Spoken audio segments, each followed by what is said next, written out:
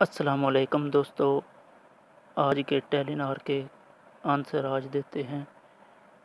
पहला question, which country is home to the finest automobile in the world? तो इसका correct answer है Germany. Next question, La Tomatina takes place in August. इसका option है अगस्त। तीसरा question, Cannes is a dash festival. तो इसका आंसर है फिल्म।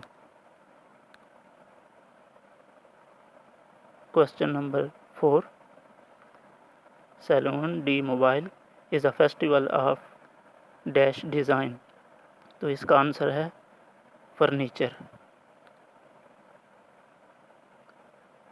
पांचवा क्वेश्चन है, Vatican is also considered as the smallest dash in the world.